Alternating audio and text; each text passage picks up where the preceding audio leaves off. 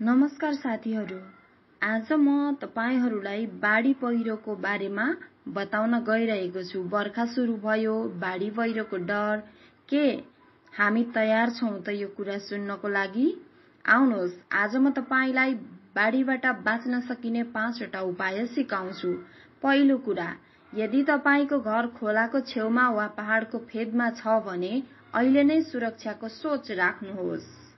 घर वरिपरि चिरा परेको छ, पर्खाल चिप्लिएको छ, त्यो खतरा हो साथी। अब दोस्रो कुरा, मनसुन सुरु हुनु अगाडि नै एउटा आपतकालीन झोला तयार राख्नुहोस्। के हुन्छ त्यो भित्र? औषधि, नागरिकता, मोबाइल, चार्जर अनि खानेकुरा र झोलामा केही लुगाहरू। बाँच्नलाई यति नै काफी हुन्छ के कहिलेकाहीँ, हो कि होइन भन्नुहोस् त? तेस्रो कुरा, पानीको सतह बढ्न थालेको छ, खोला उफ्रिन थालेको छ, केही हुँदैन होला भन्दै नबस्नुहोस्।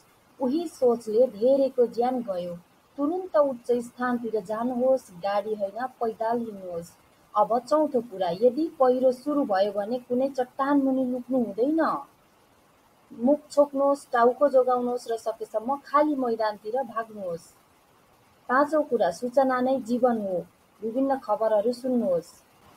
ल है साथीहरू, तपाईहरू पनि बाढी पहिरो र यो मनसुनबाट बच्नको लागि एकदमै सचेत रहनुहोस् अनि विभिन्न सूचनाहरू चाहिँ अवश्य सुन्नुहोस् है। जुन सूचनाहरूले चाहिँ तपाईको जीवन अवश्य बचाउनेछ र एकदमै सुरक्षित रहनुहोस्, स्वस्थ रहनुहोस्, खुसी रहनुहोस् भन्दै आज चाहिँ अब म चाहिँ आफ्नै गन्तव्यतिर अग्लो स्थानतिर डाँडामाथि गएँ है त साथीहरू। ल त साथीहरू, बाढी पहिरो सम्बन्धी जानकारी त पाइहाल्नु भयो। कसरी सुरक्षित रहने, अब आफै सचेत रहनुहोस् है त। र अहिलेसम्म तपाईले हाम्रो च्यानल प्राप्ति क्रिएसन अर्थात् निरु पोखरेललाई सब्स्क्राइब गर्नुभएको छैन भने सब्स्क्राइब चाहिँ गरिहाल्नुहोस् है।